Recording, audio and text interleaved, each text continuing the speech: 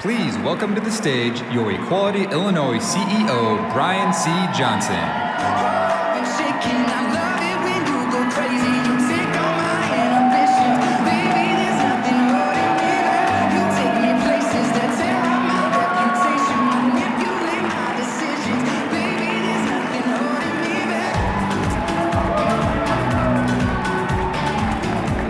Good evening.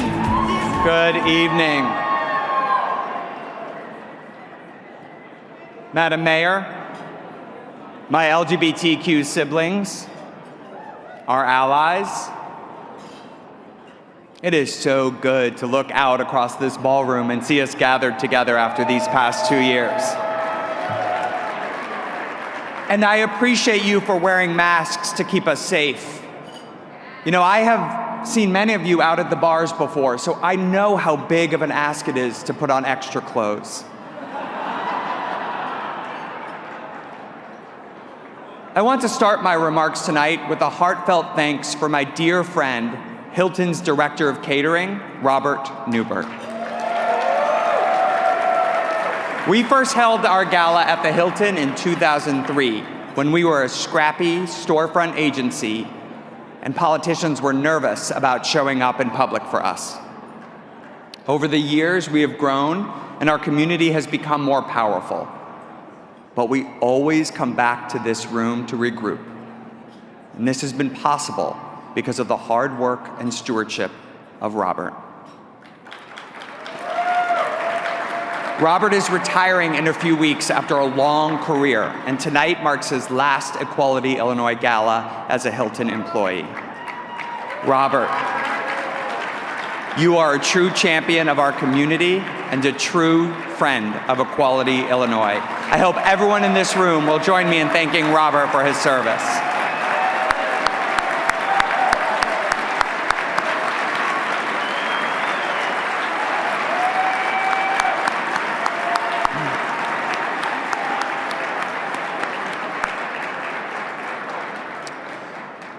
I also want to thank two of our strongest champions in Springfield who are with us tonight, Senate President Don Harmon and Speaker Chris Welch.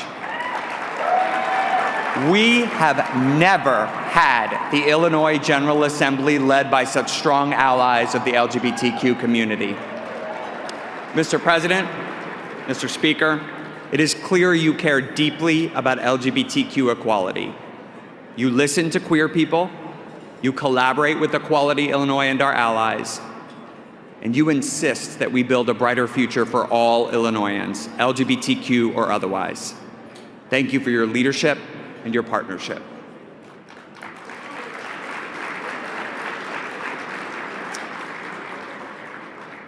For those of you who have come to the gala over the past few years, you know how much I like to strike a positive tone up here. Too many times, leaders talk about us only through the lenses of our traumas or our pathologies. And I balk at that.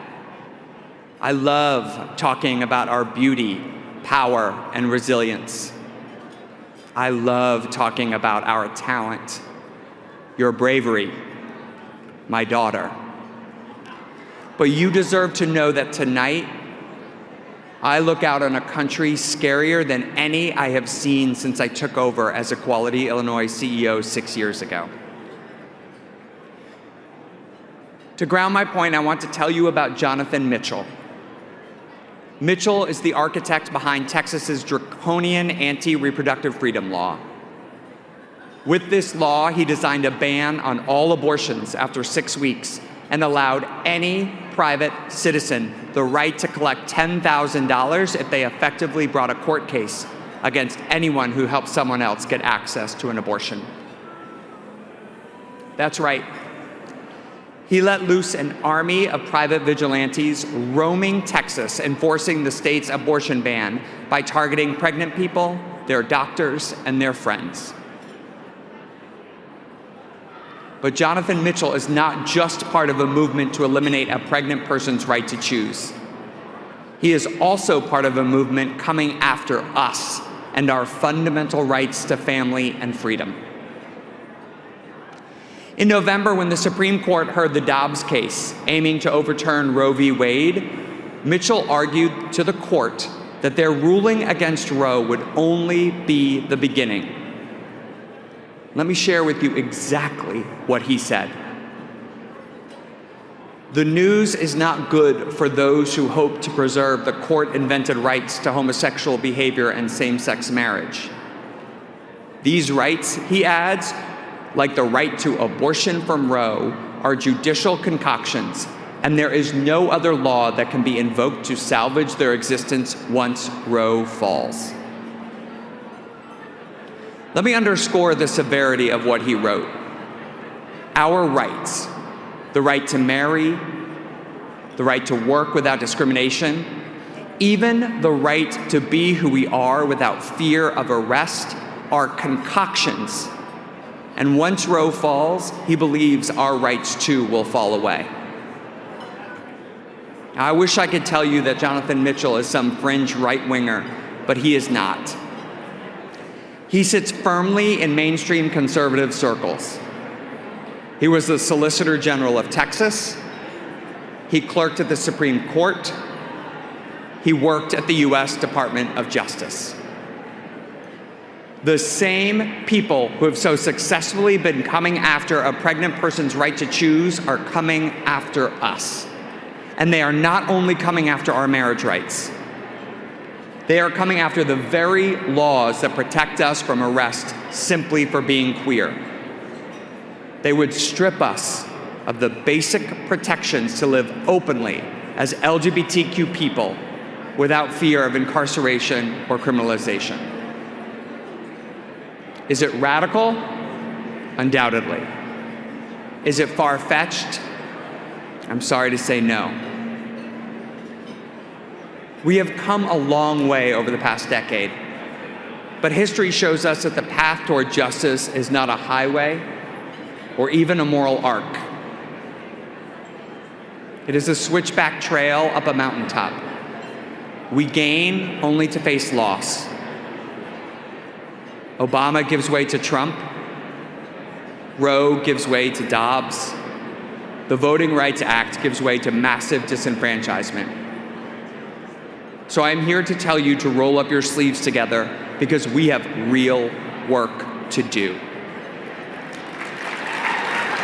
And we need to know three things about this work. First, the work for queer justice is at its heart local work. I know the past few years have turned a lot of our eyes toward DC.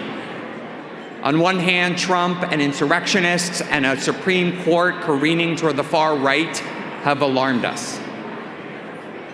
On the other hand, a cohort of queer people of color serving in Congress, trans appointees working in the administration, and leaders like Pete Buttigieg have inspired many of us. But what our opposition has known for decades is that the work starts at home.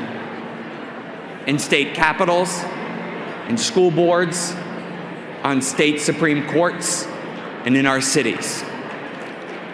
So if we want our country to guarantee the equality of all its queer people, we have to make sure Illinois is a model of LGBTQ justice.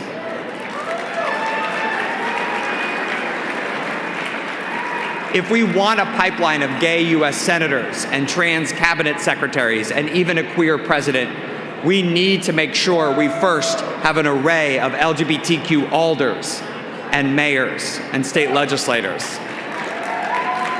For we cannot build a house on a shaky foundation. We cannot hope for a just country without also building a just state. And we need to fight on a federal level to ensure we have queer-affirming judges, that we pass equitable federal laws, that we demand LGBTQ justice across the country. But we cannot allow the drama of DC, as critical as it is to acknowledge, to distract us from doing the hard work here at home. Second, we never stop playing offense. Equality Illinois won't stop until our state is the safest, most equitable, most affirming place possible for LGBTQ people. We are not content to sit back and merely defend our gains. We are relentless in our offense every day, every month, every year. And yes, we have already worked with the governor, the mayor, and public leaders throughout the state to make Illinois the most affirming state in the Midwest, maybe in the country, for LGBTQ people. But we have not and we will not sit around waiting for our opponents to come for us. We keep pushing. We push until all queer people have the same access to a living wage as non-queer people. We push until every school in the state is fully affirming of its queer youth, including in their teaching of affirming sex ed to their students. We push until every law used to disproportionately force trans Illinoisans into the carceral state is repealed. We know that if we are not building power, we are losing power. That is why we won't stop pushing until every queer person in this state is loved and affirmed and safe. And third, we must work in deep recognition that our destiny is tied up with others. If it is not clear by now, our rights are tied intimately to the right to reproductive freedom. There is no marriage equality under the law without a similar right to safe, healthy, and legal abortions. But it doesn't stop there. There are no protections against LGBTQ workplace discrimination if workers are barred by law from unionizing. There is no guarantee to safe travel when immigrants and asylum seekers are crowded into inhumane detention centers or turned away back to violent regimes. There is no guarantee for our safety in public accommodations when Jewish Americans are attacked in their own places of worship. If we want a world where queer people are safe and equal, we must protect the rights of everyone to be safe and equal. Our destiny is interwoven with the destinies of so many other communities, including the communities many of us are also a part of. When we fight for other communities, we fight for ourselves. We fight for each other. Focus on our home. Always play offense. Work for justice for all. That is the work.